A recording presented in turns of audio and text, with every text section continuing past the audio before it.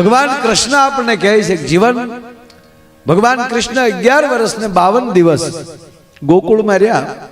એની બાળ લીલાના વર્ણન જુઓ સાહેબ. કૃષ્ણ એ શીખવે છે કે બાળપણ કેવું હોવું જોઈએ. પોરખીલું, ગોવર્ધન ઊંચો કરવાની તાકાત હોવી જોઈએ. એનો અર્થ સંગઠન બળ. આપણે આખી નાયત જે આખો સમાજ છે, હમણાં વડીલ બોલ્યા કે આપણી જેવું ગોત્ર, સારી વાત, પણ આપણે કડેલી નબળા. આપણે બે હોય એટલે પછી ઘડીક ટેકો જોવે. કડીની નબળા કે નહીં બાપા? થોડી પૂછું હું કામ કીધું નહીં ખબર છે? ગોકુળથી આપણે જે ગોવર્ધન ઊંચો કર્યો ને જીતુભાઈ, ગોવર્ધન ઊંચો કર્યો ને એટલે આ મૂળ તો આપણે નાચ. બધા ભગવાન કૃષ્ણ કીધું કે બધા લાકડીઓ રાખો. એ લાકડીઓના ટેકા રાખ્યા ને ભગવાન ટસલી આંગળી એક જ હાથ, એક હાથે તો મોરલી વગર વાહળી વગાડતો ભગવાન. એટલે તરત નાયત ને તરત ઓલું થાય. એ કે કઈ ટસલી આંગળીએ થોડો ગોવર્ધન રે, એ તો આપણે લાકડીઓ રાખી એકીએ. ભગવાન કે એમ કે મારા નાથે થોડીક ઢીલ દીધી હો, એ ગોવર્ધન ની ઢીલ. તાર ડોહા કીડે કડાક આવ્યા, લેજે વરસાદ તારું ડોહું કર્યા. એ તેદુનો જે ખટકો રહી ગયો. મૂળ વાત એટલી કહું સાહેબ, જીવતા હોય ત્યારે હવને જાણી લેજો, વેળું ન પડી જાય. ભગવાન કૃષ્ણને ગોકુળમાં હતા ત્યારે બધાએ ભગવાન નથી સ્વીકાર્યા. કોકને વેમ પડ્યો કે આવો થોડો ભગવાન. અરે બ્રહ્માને વેમ પડ્યો, ખુદ બ્રહ્માને, કે જે વિષ્ણુ કૃષ્ણ બનીને ગયા છે અને આવી લીલા ગેડી દડે રમે, માખણ ચોરે, ગોપીઓના વસ્ત્ર શિર ચોરે, એના માટલા ફોડે, ગાયો ચારે. આવો બ્રહ્મ ગોવાળોનું યઠું ખાય, એના ભાતા ખાય. અને બ્રહ્માજીને વેમ પડ્યો સાહેબ. ભાગવતનો પ્રસિદ્ધ પ્રસંગ, મારા ખીચાની વાત નથી. બ્રહ્માને વેમ પડ્યો કે આવો ભગવાન હોય. બ્રહ્માજીને કૃષ્ણની પરીક્ષા કરી બ્રહ્માએ. ભગવાન કૃષ્ણ ગાયો ચારતા હતા, ગોવાળો બધા ક્રીડા કરતા હતા, અને ભગવાન કૃષ્ણ આંખો બંધ કરી અને વાહળીમાં તલીન થયા. એટલી ક્ષણમાં બ્રહ્માજીએ બધા ગોવાળોને એ બ્રહ્માની માયાથી બધાને બ્રહ્મલોકમાં લઈ લીધા. બધા ગોવાળો. કૃષ્ણ ભગવાનને હસવું આવ્યું. કરે બ્રહ્મા, દાદા તમને વેમ પડ્યો? એટલે ભગવાન કૃષ્ણે શું કર્યું? એવા ને એવા ગોવાળિયા બીજા બનાવી નાખ્યા, એના ઈ જ. અને બ્રહ્માનું રૂપ લઈ અને બ્રહ્મલોકમાં પહોંચી ગયા. ત્યાં જે અને જે એના જે દ્વારપાળો હતા, ચોકીદારો, એને કીધું, પોતે બ્રહ્માનું રૂપ લઈ ગયા અને એને કીધું કે હું અંદર જાઉં છું. એક મારી જેવું રૂપ ધારણ કરીને એક ફરે છે, મહેરબાની કરીને અંદર આવવા દેતા નહીં. એમ કહીને કૃષ્ણ ન્યાલી થઈને પછી પાછા સીધા ગોકુળ આવ્યા. દ્વારપાળાને છું કે આપણા ભગવાન બ્રહ્મા તો અંદર ગયા બ્રહ્મલોકમાં. અહીંયા એમ જેવા જ ગોવાળિયા, માયા આયર જેવો જ બીજો માયો, બીજો બિરજુ. બ્રહ્માએ જ આમ નજર કરી વ્રજમાં તો બ્રહ્માજીને આશ્ચર્ય થઈ ગયું કે હાલે લે આ તો. અને જેવા ઈ પોતે બ્રહ્મલોકમાં જે અંદર પ્રવેશ કરવા ગયા હતા, દ્વારપાળો એટલું કીધું, એ કઈ બાજુ? અરે કે હું અરે હવે અમારા ભગવાન તો આગળ અંદર ગયા અને અમને કહીને ગયા. અને સાહેબ બ્રહ્માજીને થયું કે હવે ઈ બ્રહ્મ સાચો છે. અને ભગવાન કૃષ્ણને કહે છે, પછી તો એને આખી કથા છે, એમાં મારે આગળ નથી હોતું, પણ બ્રહ્માને ભ્રમ થઈ જાય એવો કૃષ્ણ, ઈ પરમાત્મા, ઈ જો આપણે નિહળે રમીને મોટો થયો હોય, હે માડી તારા કેટલા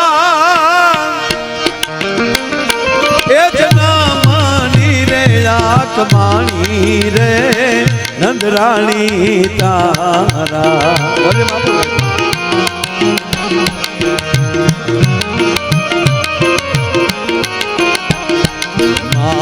માંગણા રે રેજી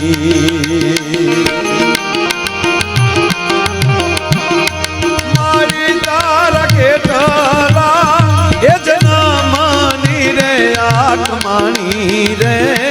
નંદરાણી તારા માંગણા રે જી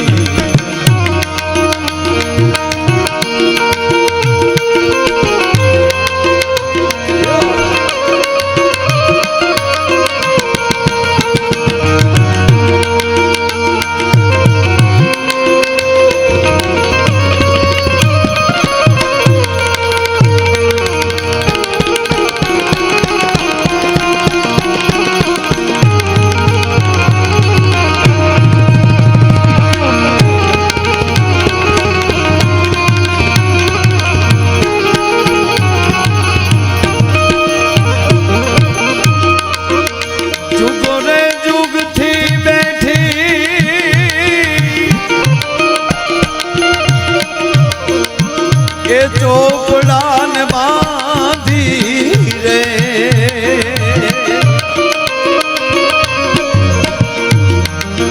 જુગો રે જુગથી બેઠી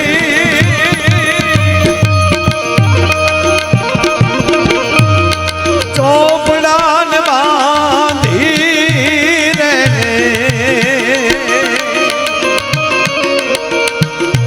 મારી તારી પતિ ગઈ બધી ઉઘરાણી રે નંદરાણી તારા માંગણા રે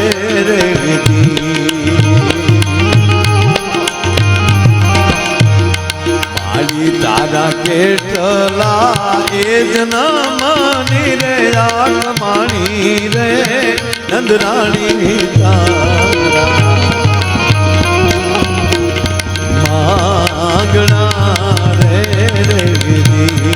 અરે નંદરાણી તારા માંગણા રે કવિ કાગ એમ કહે છે કે માં જશોદા હે નંદરાણી હે આયરાણી તારા કેટલા જન્મની કમાણી છે માડી ઈ તો બાપુ બધાયનો ઈ છે તારો બેઠો આખા જગતનો બાપ તારી ઘરે દીકરો થઈ જાય જેની મોહજાળમાં એ આખી દુનિયા લોભાણી રે એની દેહુ તારા દોરણીએ રે એ બંધાણી રે એ નંદરાણી તારા માંગણા રે એમાં આખું જગત જેને મળવા માટે એના મોહમાં બંધાણું હોય એ નારાયણ તારી દોરડીએ બંધાઈ જાય ખાંડણીએ બંધાઈ જાય તારી થાંભલીએ બંધાઈ જાય ખાસ એક આગ્રહ છે એટલે એક પ્રસંગ લઉં બાપા બેસો બેસો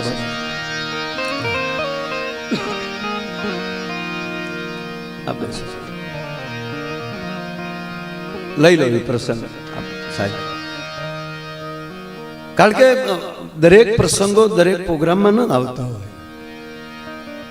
સામે કોણ બેઠું છે મેં પહેલા કીધું ને કાર્યક્રમ ચાલુ કર્યો ત્યારે કોણ બોલે છે એની કરતા કોણ સાંભળે છે બોલનારમાં પણ એક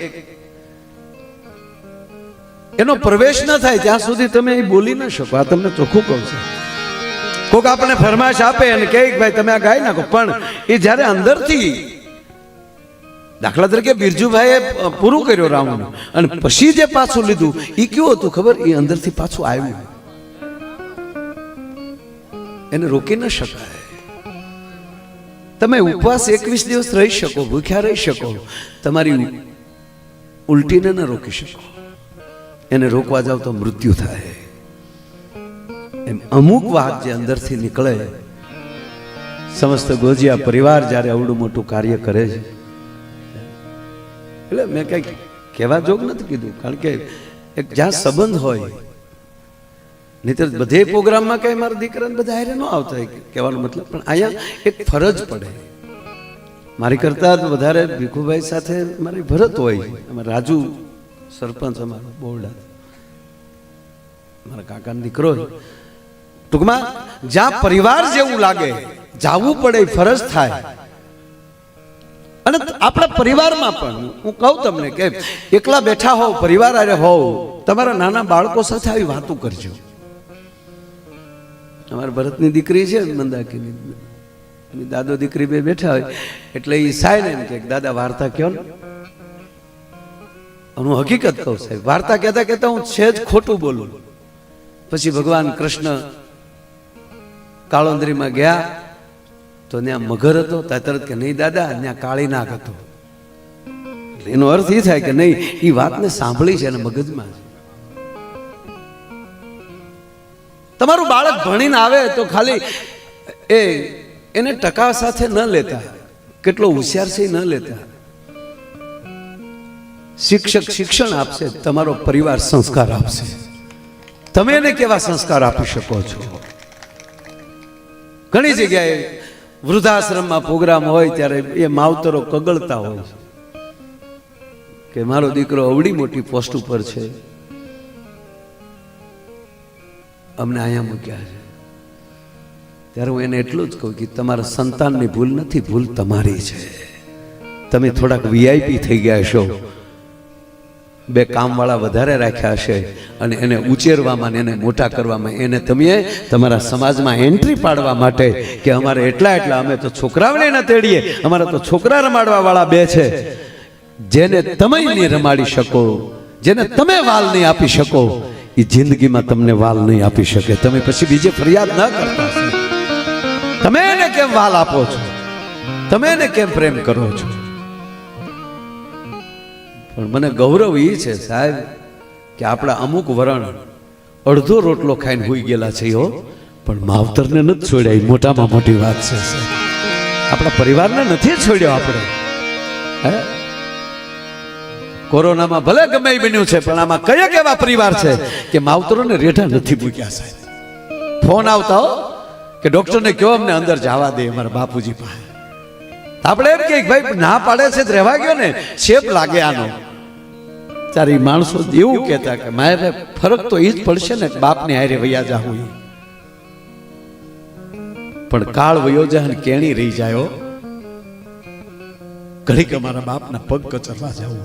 સાહેબ આવા પરિવારના વાળ વાંકા નથી થયા, વાતે ફાઇનલ છે.